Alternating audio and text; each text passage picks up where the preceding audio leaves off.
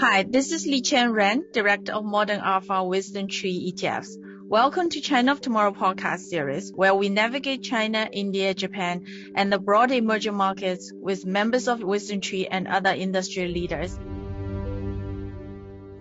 We are very honored to have Professor Hongbin Li, who is a co-director of the Stanford Center on China's Economy and Institutions, and Professor Ruixue Jia, who is professor of economics at the School of Global Policy and Strategy at the University of California, San Diego, where she co-directs the China Data Lab. Two very, very knowledgeable speakers on China, and they've recently wrote a book. It's called The Highest Exam: How the Gaokao System Shapes China, which is essentially, I myself went through it, and Professor Liqian Jia also went through it. That's how China selects its college students. It's a test-based system, but it's not purely test-based, and Professor Li and Professor Jia are going to get in and tell us about the books and what they found, their research. So I'll start with Professor Li. What motivated you to write this book? First of all, thanks, Liqian. It's a great honor to be on this podcast. So actually, we started to write the book about 2 to 3 years ago, but the book covered the research we have done in the past 20 to 30 years. So we have done a lot of so-called empirical research on China's education system, basically using data of evidence to show certain important topics in education. So, but most economic research is written in a way that's not readable by most general audience, general readers. So the idea is to turn this academic research into something approachable by general people. So that's very important objective for writing a book. Another part of it is that we have a lot of experiences with the system. We both went through the system. And now I have 2 young children. I need to educate them. So they also went to both China system, Hong Kong system, and also American system. So we have a lot of experiences to share. So that's the purpose. A second purpose is more personal, actually, to write the book. Maybe I'll stop here. Yeah, and Professor Ruixue Jia, again, I also have my own kids who are in the purely U.S. System. They do go to some Chinese language on the weekend, which I have to say that some of the Chinese schools are kind of run a little bit like the China system for the Sunday Chinese school. But what motivated you to write this book? Yes. Also, thanks for having me. Just for your information, both Hongbin, as you know, Hongbin and I are economists. For economists, writing books doesn't count in our career evaluation. Unlike other disciplines like political science, history, or sociology, people write books because that's what's required in their career. So then, it means for us, writing books means something personal often. As Hongbin said, that one's aim is to share our understanding of the system to the general public.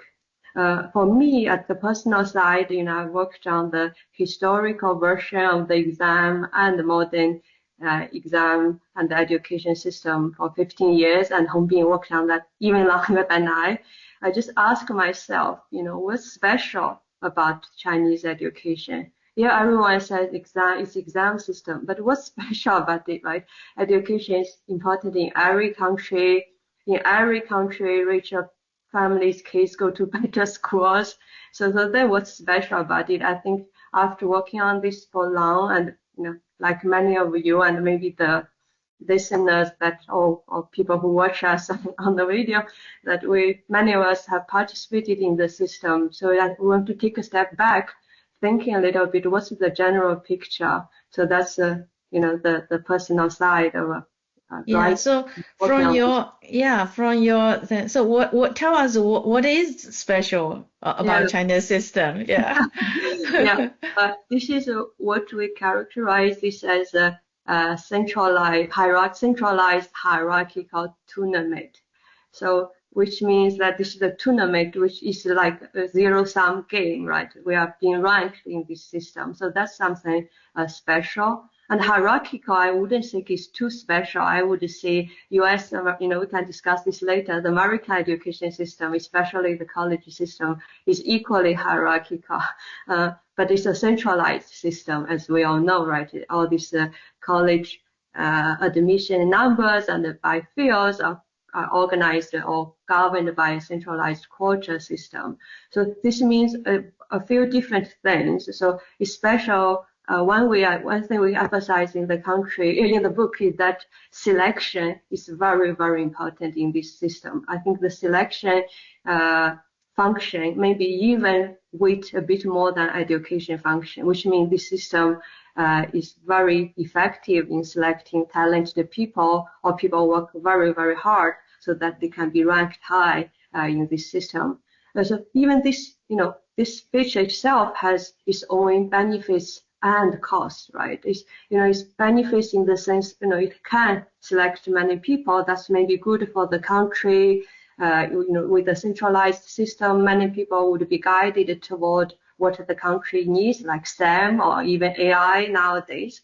So that there's a lot of positive side, but there's also, the downside. Like, as we all know that the selection happened very early, like at the age of 18 or 19, without a lot of knowledge of what we will become. We chose a major, we chose a college, and that's loomed large in our lives, right?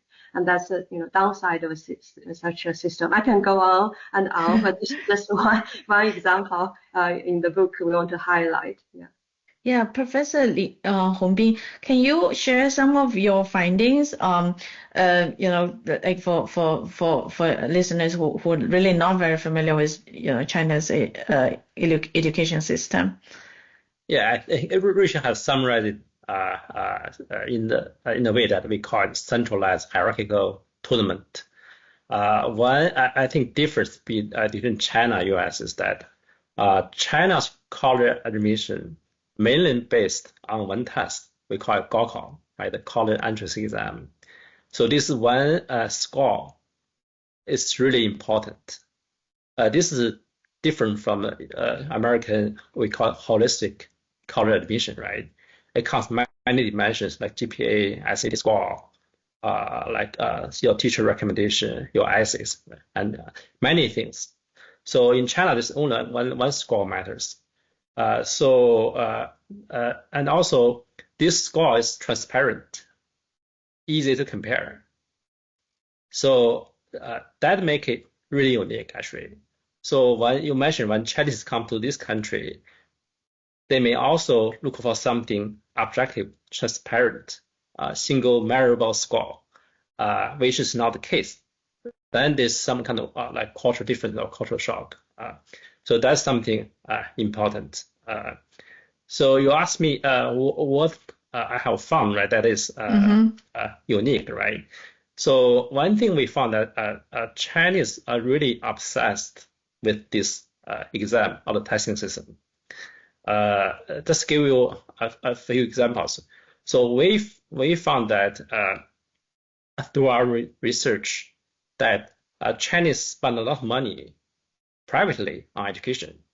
So on average, Chinese households are spending about 70% of their income on children's education.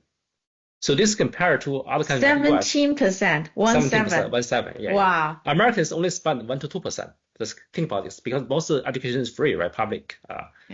China's so-called from grade 1 to 9 is also free, but parents still spend money on children's education. As you know, that tutoring is very popular in China, right? So another dimension is that if you compare rich and poor households, the poor household mainly based in rural China, right? They even spend more money as a percent of the income they spend more than half their income on children's education. And there are two things to say about this. On one hand, I mean, you can see that even the poor household, they still care about their children's education, because they also see a hope for their children to advance in the system, right? Being selected, as Ruixue said, by the system. Like Ruixue herself actually grew up in a rural area, right? So people can still have a hope by advancing in the system. But on the other hand, it's not really equal. They are already poor, but they also need to spend a lot of their income on education. So this is a dimension that the government can help actually with public policies. Yeah. Also, I myself also went through system, and I grew up in a rural village, even though it's in Zhejiang, which is very different. The rural area in Zhejiang is significantly richer than a lot of other provinces. When I was little, in the 1980s and 90s, there was no tutoring, like very rare, maybe like 1 or 2 students who got the tutoring. So the tutoring, spending was very, I would say, the last 10 or 15 years phenomena. And is that, as an economist, usually I think that's because the return on education is high, right? Because the return on education was quite high, then you spend money. Do you feel that could be, is that the main reason? First, is the because of the return on education. And the second thing is that, do you see that changing? Because now the return on education, particularly in college education, there is this impression that it's decreasing. Or we don't know, but based on what you guys are researching and finding. Yeah, maybe I can start.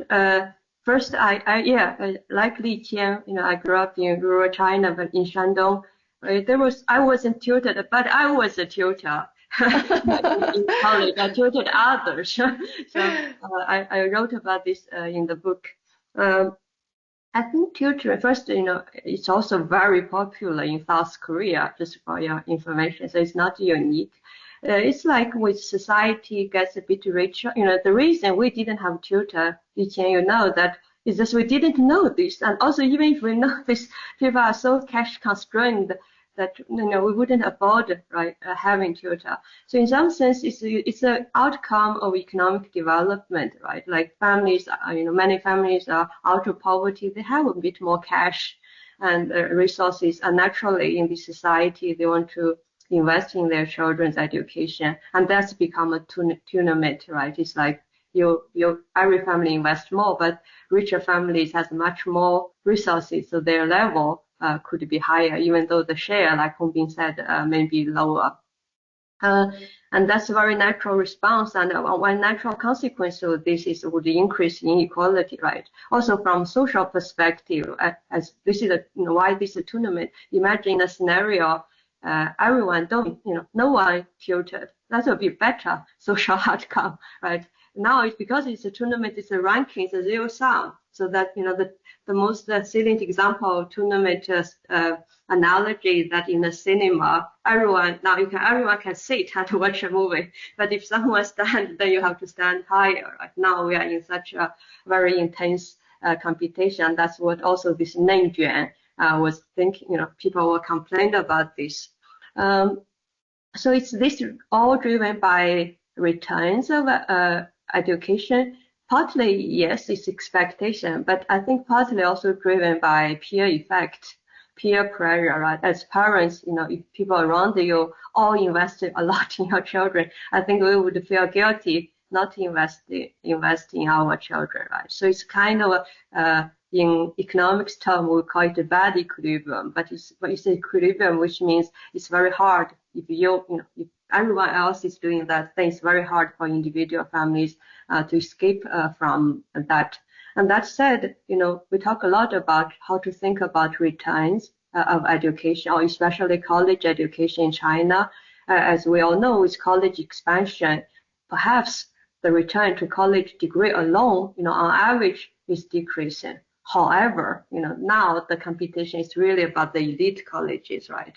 That's, this first tier, within the first tier, there's 211, within that there's 985, within that there's a hierarchy within a hierarchy. I think there's still, still make a big difference if you go to the very top one. So that's like why this is, it's an intense competition at this stage. So Professor Li, actually, for many Americans who know about China, is due to China's sudden ban of tutoring, which, the stock market went down. That was really significant. I think, there are a few companies that are like, Xingdongfang, which is listed in Hong Kong. Their stock price, really lost significant value when the government came out and suddenly just banned tutoring, private tutoring, in the elementary school and secondary school. So that was, a lot of Americans know about it. And at that time, for me to explaining to people is also a little bit hard, because it brought into this policy part, right? So in China, you have this sudden policy reversal, which can significantly impact companies. So Professor Hongmin, from your data, are you all seeing that because of the ban, the spending on tutor is less, or like is there anything new, or even with the ban, it's not much influence, like parents are using a different ways to get the tutor going? Right. So the companies being banned basically are big companies like New Oriental and Tao, right? Those really big touring companies. But as economists, we always think about demand and supply. So the demand for tutoring is still there, because as long as there's competition, so parents want their kids to do well. To do well, I mean, if they can, I mean, everyone can receive the same kind of schooling from their school, but more wealthy parents, they may decide to either tutor their children by themselves, or they hire a private tutor. This is so hard to ban, right? You can ban big companies, cannot ban private tutoring, which basically push up the market price for tutoring, right? If you ever hire a private tutor, it will be more expensive, right? The tutors organized by big companies are cheaper. Actually, this will actually increase the spending on tutoring for many households. Yeah. Make the inequality issue even worse, actually. So because it become more expensive, right? So the bottom line is that as long as there's the test, there's Gaokao, there's the exam, so parents will hire tutors for their children. So there's demand, basically. Yeah. So I think that gets into really the US-China comparison, right? This system with this purely test-driven system, well, I wouldn't say 100% because there are a few wiggle rooms, if you know that if you go and get a residency in the poorer provinces, or if you can label yourself as a minority, you get extra points, or if you there are some people who game the system, but it's very difficult to game. Overall, the system is relatively fair, and many people even say this is probably the only fair system in China, where everybody takes tests, and then where you go to college is ranked by how much score you got, right? So if the system doesn't change, which I think is there any possibility of this Gaokao system to change, or like what the possible changes on this system? I think there's a lot of space to improve this system. It's not that you want to abolish the system, or it's to adopt a US system. As we all know, if we adopt a holistic approach, we did some calculation also in our own research, it would be even more unequal. If you apply, if you ask families to find the people to write recommendation letters, etc., it would be even more unequal. That said, even in the current system, there's so many things one can reform, and I think it's also hopeful, partly because it's centralized system, which means the government has a lot of capacity if it wants to improve the system. There are few margins I see could be improved.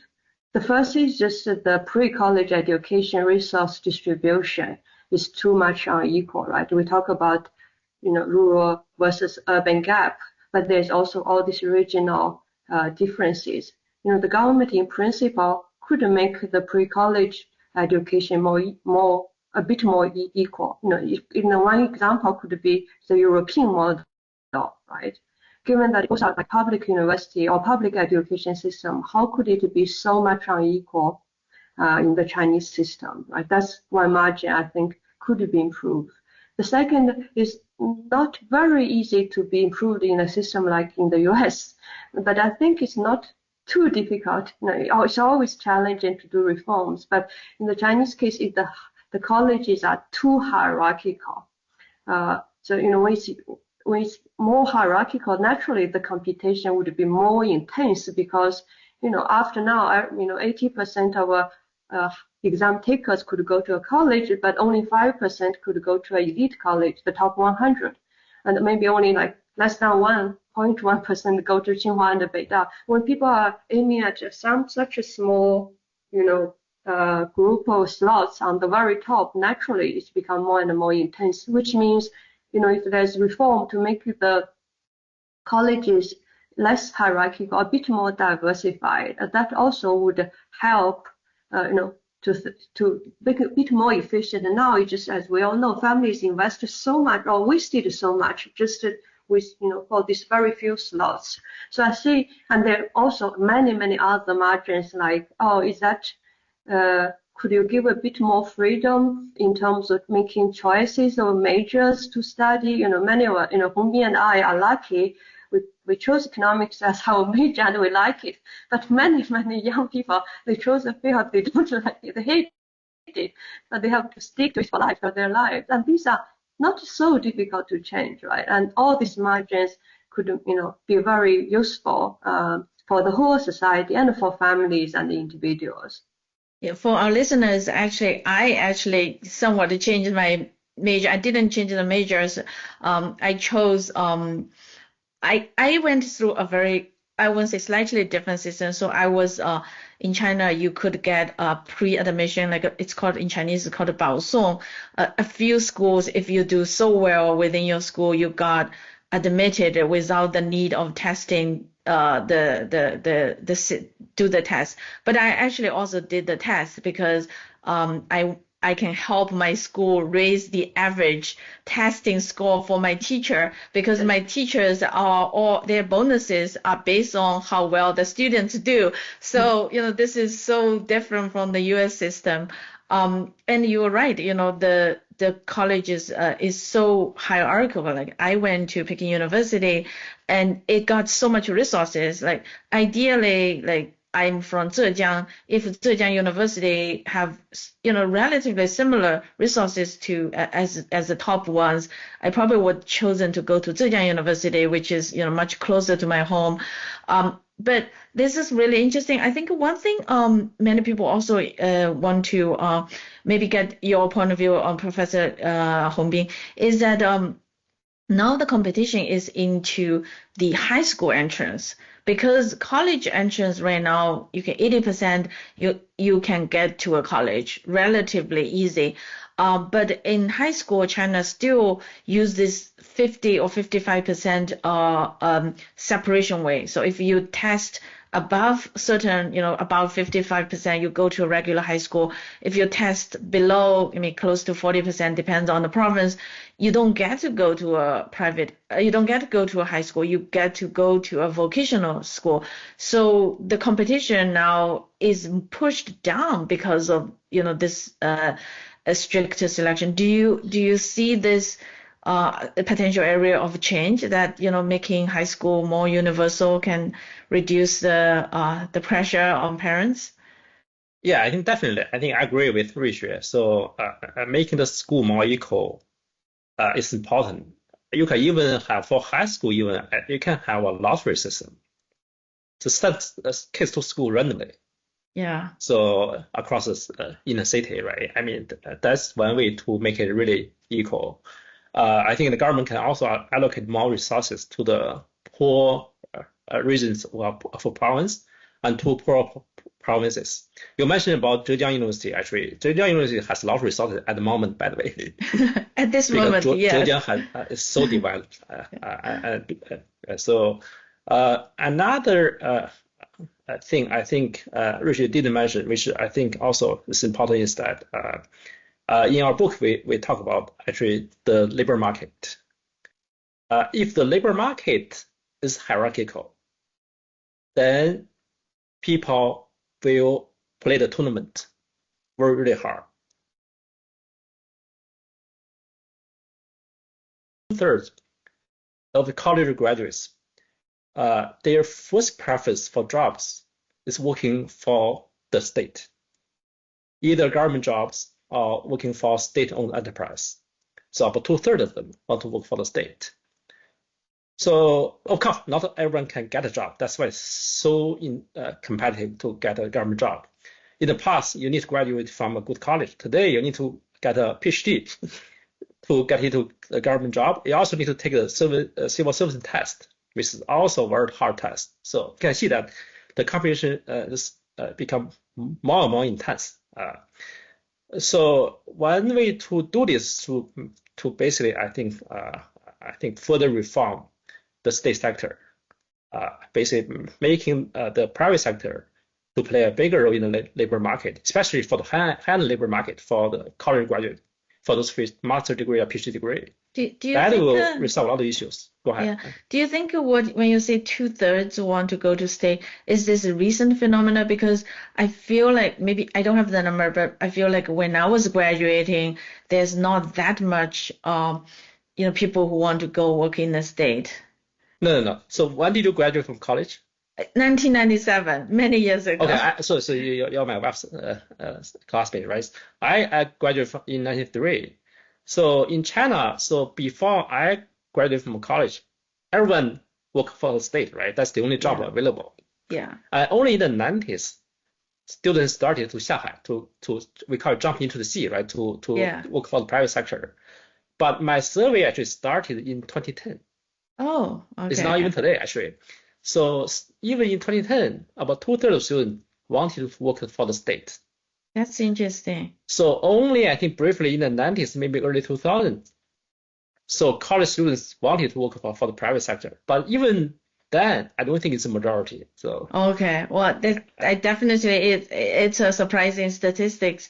I think that talks more about how important the private sector for China is. Like only if you have I think a lot of things right now, the state sector offered the whole package, the job security, they are getting higher, benefits than a private sector that, so there are still so many who wants to work. So you're right. So you talk about return to education, right? One of the biggest return, guess what?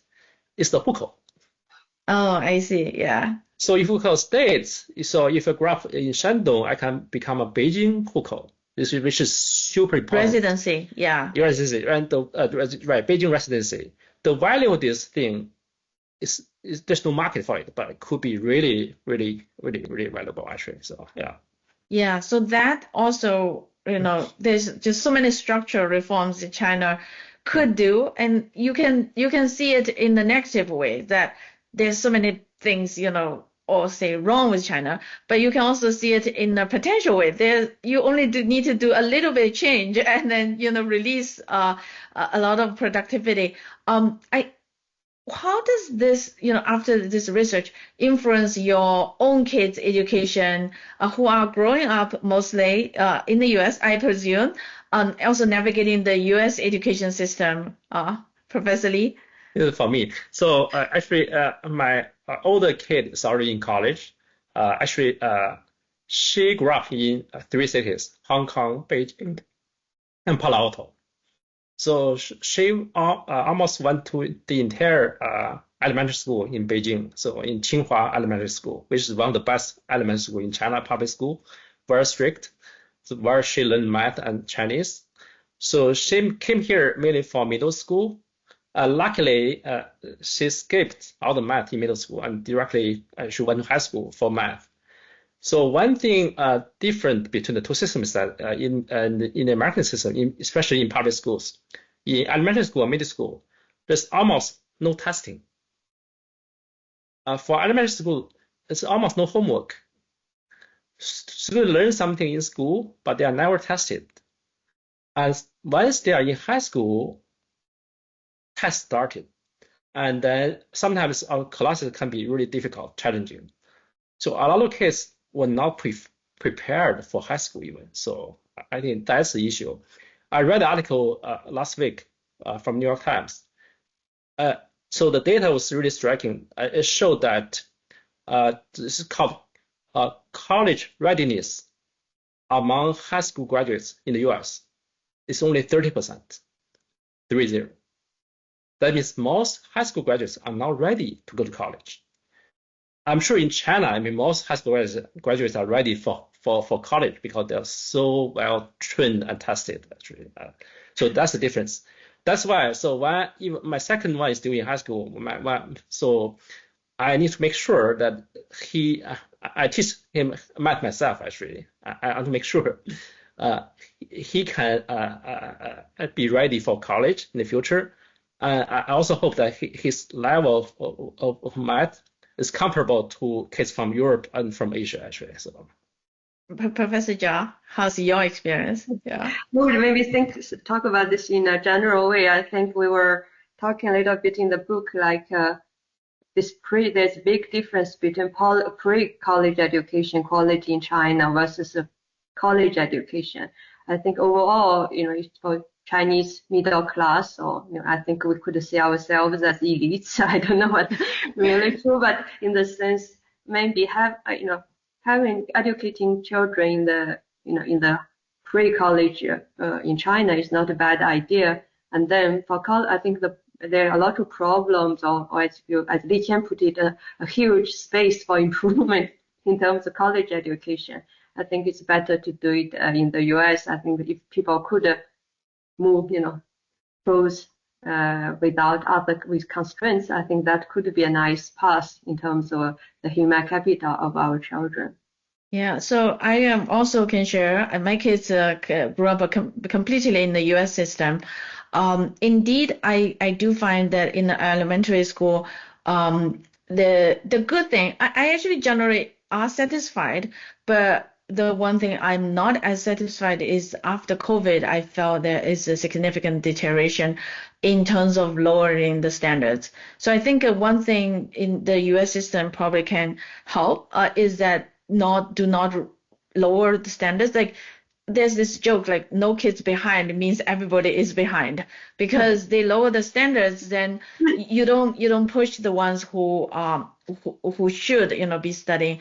So I think the elementary school, and as a parent, it's kind of difficult to change, but the good thing about US is parents can, on the margin, there's also a private school system which if you're not very satisfied, you can have, which China has a little bit, but not significant part. The education system, I feel the public education system, again, the private school education, the good ones are really good in the US. The public education system, I think what could be slightly changed is to not necessarily having more tests, but to have more standard, like make parents more aware that your kids need to do more practice if they want to be ready. That part, even myself, my kids they were doing quite well academically, but I was not paying attention. I was too busy working. And then once I went to China, and then I got like the 5th grade math, and it was just like showing to my son and my daughter, and I just felt like this, there is a quite a little bit more strict, I would say, standards is what US could do better. On the other hand, I do see a lot of benefit of the US system in terms of allowing kids to do the things they like to do. So I think for China, because the test is so much of a big life, for example, for physical education in the US, it's a very important part of education, which I also love. But in China, that is it's kind of a set aside, right? Which I think when we started working, a lot of the grid and a lot of things we learn through the physical education part. But in China's system, I think they're good. There are good points, which I think now people realize that it's not, it's not just a very the so-called suppressed system, but there are a lot of rooms. So for people who like just in the near term, in the next 2 or 3, 5 years, what kind of changes you think we might be seeing in China's education system? Actually, you mentioned about U.S. like the sports system, right? So the sports system for kids, they are more like tournament. So here you have tournament for sports, but no tournament for academics. For the academic, right? China is the opposite. I think a combination of the two would be better actually. So I think in China the changes, I think the government is really trying to reduce the stress of students. But it's a very difficult task actually. Because when Chinese believe in the exam, the test in the Gaokao, so Gaokao will be there. With Gaokao, people care about this. And also jobs related to the which school you go to, which college you go to. So if that do not change, people are still trying hard to put all resources on their children's education. I think, like we said, you have to make college more equal. Even actually, you need to make high schools more equal, so that kids don't have to be so stressed in the testing. And also, I think China should bring some of the U.S. like sports tournament into the system, actually. Yes, I actually love the sports. I feel like for my kids, daughter and son, that's a very big help for their personality development. You're exactly right. The sports system here is very much like China's academic system. I do have a question though. Do you think the government may be more open to private education? Because China right now, yeah, it's true, allowing private business, but not in education. Private high schools, private colleges, it's still very, I would say, regulated by the. I don't see that's going to happen actually. Yeah, even in Beijing, we actually my wife and I talk about where should we send our kids to actually. They are private. There are two kinds of private. One is the lower end, basically those private for like some migrant people from outside Beijing, right, to go to local school. The other is called international schools. So those are the expensive ones. So my wife and I chose the public schools because the best schools in Beijing are the public schools. I see. So yeah. even international schools are not comparable to the top public schools actually. So because the kids there they test into the schools, right? Some of the kids, so they're really good. For international schools, also I mean because it's so small, there are not many things you can do there actually. Also, yeah. I see. So I don't see in the short run there'll be a lot of private schools in China actually. Just to add to this point, I think a general message we may not have time to touch on about the book is that our book is not to say that not only to say that education shapes Chinese society, but it also reflects Chinese society. So coming back to your question, Liqian, whether private education be more open or common or not, it's very much like whether private business in general could be more, play a larger role or not, right? These are yes. So it is in some sense, you can look at Chinese society by thinking the education system. Thank you. Yeah, that's great. For people who want to, read the book, I believe it's, on Amazon and you can order. The title again is called The Highest Exam, How the Gaokao, which is the Chinese word for college entrance test, shapes China. And indeed, it reflects many of the things that happened in China, or how Chinese people see, the fairness of life. Is reflected in the system. If people who want to learn more about you, Professor Li and Jia, where can they reach you? Oh, they can find our emails through our webpage, Stanford and UCSD, I think easily. Yeah, as academics, we don't have privacy, unfortunately. You can know everything about almost everything, including, our children's education to some extent via our website. Yeah. Thank you so much.